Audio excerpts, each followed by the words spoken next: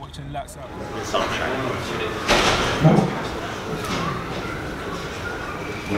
Well, good afternoon, ladies and gentlemen. Thanks for joining us here today at Fredericks. We're here with the two participants who are fighting for the vacant English heavyweight title on the 23rd of June at the O2 Arena in London. To my left, Tom Little, and to my right, dangerous Daniel Dubois. This is quite a bit of I think, a tough fight for both of them. Certainly for Daniel, he's been stepped up very quickly. We're moving quickly. When you think he's only 20 years of age, only had 7 senior amateur bouts as an amateur, as I said. And when you look at people like young man who fought the other day, won the English title, the British title. I think he's 31 years of age now, and you look at all that vast experience he's had, and they've moved in quickly. We're moving Daniel quite quickly ourselves, and I just feel that this is a great, I'm not being disrespectful to Tom, a great test. He's been calling out this fight for quite a while now. He wants it, so his wishes have come true. And on the night, I think we're going to have something a little bit special with these two guys. As I say, Daniel's done everything been asked of him. Martin's done a fantastic job with him, and keeps going from strength to strength. So the undercard of Billy Joe Saunders and Martin Murray. So we've got a good card there, but I think this is one of those tasty little fights on the undercard, the big fights on the undercard, and will determine if Daniel is what I believe he is, the real deal, and how fast we can move him forward. So they're here, everybody's here you need to speak to, so if you want to ask any questions, please feel free to do so.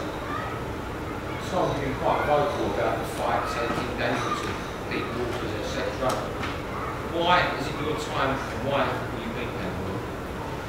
Well, the reason is that it's very early in Daniel's career, and I believe myself, I've forgot what Daniel's yet to learn, and there's some things that you can't rush. It's like if you would have got a caveman 2 lumps of wood, they would have made fire, but it would have took him time to work out how to put it out. So, and that's what I plan on doing. I want to catch him, take him to the later ends, and we'll see how well he fares there.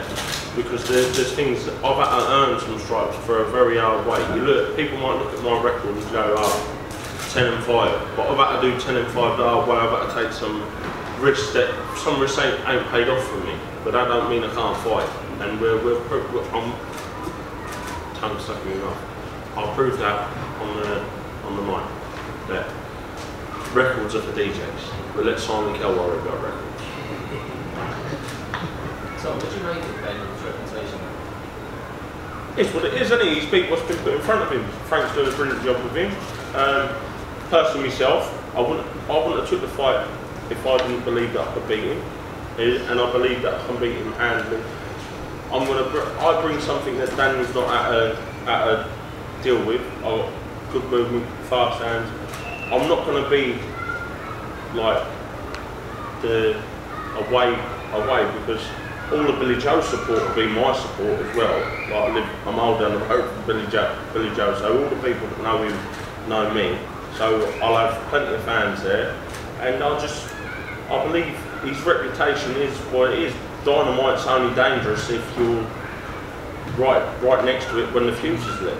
But I don't plan on letting that happen.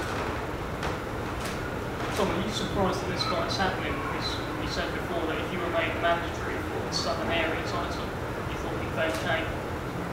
Do you know what? I'm surprised. You know what? I take the hat off to Daniel's team, to Frank. At least they're taking a live opponent, because if anyone knows me, anyone at all know, I would never come to lay down. My pride can't be bought, and I prove it. I stand and I will fight until I've not 1 inch of fight left in me, and that's what I've planned. If people's thinking, the thing is, Daniel's built as a superstar, which is yet to be, he's yet to prove yet, right? And we'll see. All the pressure's on him. No pressure on me. People's expecting me 1-2 round job. He's going to get knocked over. But me and Daniel both know that ain't going to happen, and he's going to have to go somewhere that he's never been before. And I remember the first 10 rounder that I had, I would come back to the stall round 5, round 6, never been there before, thinking how much have I got? I've done this in sparring, but can I do it under the lights? Every shot you're trying to take someone out and you start getting desperate. And he's going to answer some deep questions that night. Tom, what type of a fight can Daniel expect from you in fight night? One with fists flying. He's a fighting man.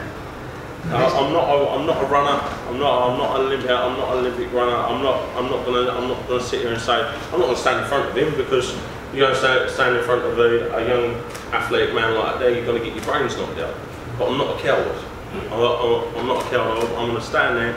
I will make him miss, and I will make him pay from round 1 to round 10, or before then. Tom, how many times have you had to pick yourself up off the canvas? How many times have I had to pick myself up off the canvas? What have you? No, I fell over with exhaustion against Tom Dallas. Philip Ergovic hit me, and I didn't go down. My heart kept me on my feet.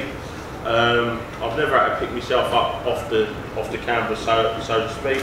I've been in with big hitters. I've been in with slick operators. It's heavyweight boxing. The thing is, the way I look at it is, boxing on a whole, you're more likely to get caught with that shot if you're worried about it. I don't fear no man, not no man born from his mum. So I ain't worried about heavy hitters, slick movers, whoever's in front of me. I'm there to fight, and I'm there to do my job. I don't care what they're doing. I just worry about what I'm doing. So you've been sparring Tyson Fury, haven't you? Can you tell us a bit about what you found? I just found the best heavyweight on the planet. That's all I found. The man's just unbelievable. He's got the best timing I've ever seen in my life. Like, he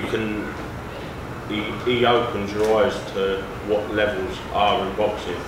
I didn't feel out of place with him, but he's another level. He's another level. Like, just he's got the best boxing brain I've ever seen. Like, phenomenal. Do you think we're going to see him come back as the fighter he was? 100%. 100%. Like, people, the trainer he's with now, I've worked with myself, and he's got to be, like, nobody's really heard of him or anything like that, and I suppose he's getting a lot of people looking, but trust me, Tyson couldn't be in better hands, and I'll be the first person to say it.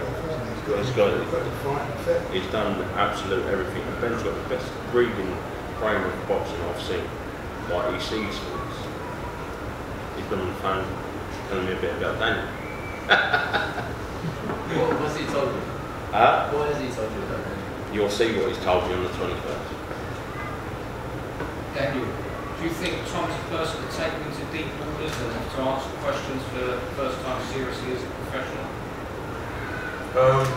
No, not really.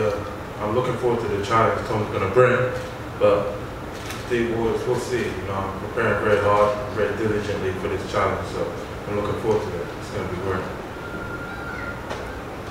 How does it feel, Daniel, when he's saying things in interviews about taking you into deep water, holding your head under until no more bubbles come up? How does that make you feel when you hear things like that?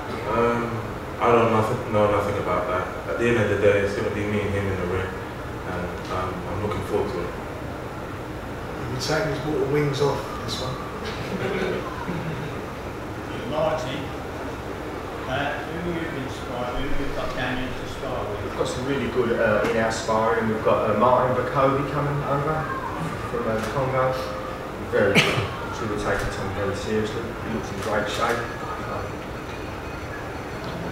They could fight tomorrow, couldn't they? I mean, look at the shape. Sorry, I mean, fantastic shape. Yeah, he looks in good shape. How long have you been in training, Martin? So since the last fight, we've been out of gym. Had a week off. I've been in the gym ever since.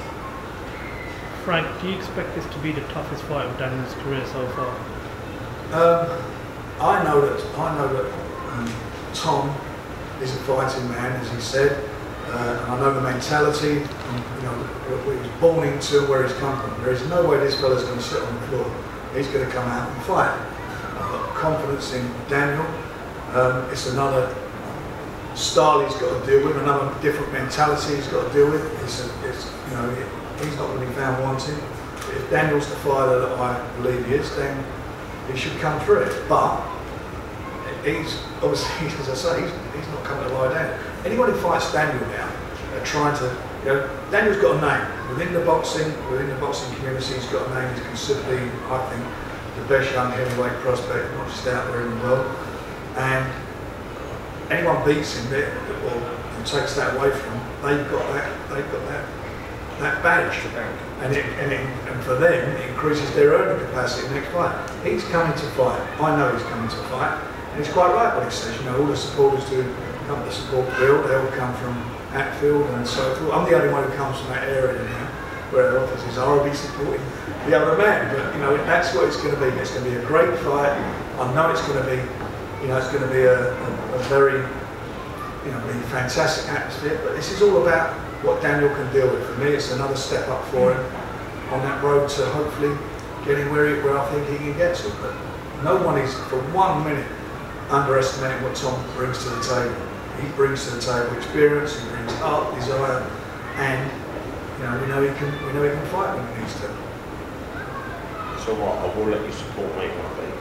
Okay. I said, if you beat him, I'll support you. That's the Come on, Daniel. Am I right to say that you've sparred before?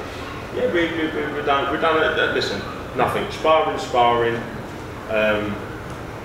I see what I wanted to see of Daniel. I'm pretty sure Daniel see what he wanted to see of me. Nobody touched down. Shots got landed on one another. That was it, really. 18-ounce gloves on. There's going to be some nice little tight fitting 10-ounce gloves, and cuts happen, especially with fast punches. I carry very fast hands, and I plan on laying a lot of level on Daniel. That means you're going to get a great fight. He ain't going to hide, is he? He's coming to fight. He's going to be in front of him, and it's going to be a shootout. Right, the thing is, I believe, personally myself, I believe people's been beat before they've stood in front of Daniel, which is very easy to happen. If you ain't got that, it's very. You look at me. You stand there, built like a tail. I can punch through a brick wall. Yeah, it's very easy for people to bum on to twitch. But listen, I don't fear the devil himself. It's technical term, I said, yeah, you'll have to excuse me French, I'm a bit angry. But I don't fear the devil himself. So I don't fear no man with a pair of 10-ounce gloves on. And that's the way I look at it. He hit me, I'll hit him. That'll be one winner, one loser. What more can anyone ask for? As long as I come, I've been given the chance that I've been screaming for and crying for. As long as I come and give the account of myself that I believe I'm capable of. That's the case. Tom, do you think this is a similar sort of challenge to the Dubois fight? No, I don't. If I'm honest, I'm not taking that away from Daniel. But I don't believe Daniel's a Philip. And I didn't feel out of water. I got caught with a show-stopping shot. If anything, I felt like I started to come back into the fight. I caught him, I hurt him, I got greedy, and I held my feet a little bit too long in front of him too early. And I got caught with a good shot, my eye opened up. I wouldn't listen, I'm not about BS. I'm not about filling people with crap, right? If I didn't get cut, I wouldn't have been able to carry on. I didn't know where I was, right? That's just how it is. That's heavyweight boxing for you. But just one thing, I don't think he's a Filippo. Filippo's got a bit more about it. Signed to fight Joe Joyce as well, didn't That's the man I was looking that I don't want to talk. Well, I will talk about him after Daniel. I'll talk plenty about him. But I'll slap him about him. Do you have a prediction, Daniel? No, I don't predict any of my fights. I go in there to win from the very first bell. That's how I approach every fight. Do you have a prediction, Bobby? Same as Daniel. He's going to do his job on the night. Tom's going to do his job. This is like Tom's going to come in shape. He's looking to have a fight. He's the man to fight. Martin, with the ideal scenario for you, Mr. Dan, is that he wins the fight but goes 10 pounds. However he wins, I'll be happy, but obviously to get rounds under his belt over the night would be very good. And that's obviously why we've got Tom. We've think he's going to do that. In these words, just where we were heading. Yeah, I think at the end of the day, we got to get in the ring. You know, that's what I'm preparing for. I'm not preparing to out-chat him or anything. I'm getting ready to fight him. That's something like that. Daniel, what do you make of Tom's confidence going into this fight? No, I look right past that. I'm getting ready for the fight. Don't take none of that serious. At the end of the day, I'm sparring, I'm working hard in the gym, Martin will tell you, and I'm ready to fight. Martin, how pleased are you with Daniel's progress so How pleased are you with Daniel's progress so obviously far? got to be pleased. Like, Frank's brought him along at the right pace. I think we're getting the right fights. Like I said, I think Tom is the ideal fighter this time. It's taking nothing away from Tom because, like I said, he looks in great shape. He's talking a great fight.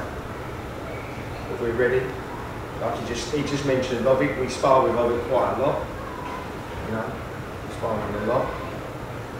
We was going out to spar with him, but unfortunately we can't make it now. That's why we've been sparring him. But we've got the best sparring we can get to match Tom. So I don't see no problem. As in, I don't see no problem. I'm not taking that away from him. I'm saying we're prepared. That's all we can do. Frank, what's the plan for Daniel if he comes through against Tom? Are we looking at British titles? We will see. Let's get this one out of the way. Of course he's looking for title. He's got his house, he's got this wall, and there's all these hooks on it, and he wants to hang all these belts up, and that's what he's looking to do. He's looking to win belts. He's seen Tyson Fury, you see that famous photo of Tyson laying down all those belts. Well, he wants to outdo that. That's what his dream is, you know. And when we talked from day one, it's all about, you know, wanting to be the best, fight the best. That's why he turned professional as he goes. You know, he wants to get there. He wants to get there and do it and be, you know, create a little bit of history, and that's what he's doing. He's coming through it well. I mean, you know, he's being moved. If you look at the titles that he's had, certainly look at Anthony Joshua's being moved at that point in his career. And I emphasise all these guys, you know, Joshua's, Joyce's, all of them had a vast amount of amateur experience, Olympic medalists, you know, international tournaments. This guy's seven senior fights, but he's settled down to the program really well. In my experience, looking over the years, I can't think of anyone who's done it better. He's an exciting fighter. Tom's certainly an exciting fighter, so we're going to get some, you know, there'll be some fireworks there on the night. There'll be some fireworks. I know there will. There'll be some rockets. I've got a nice photo of me for Daniel's wall. So you can put underneath the new title. Nearly. I nearly got it. Listen, that photo of you, he might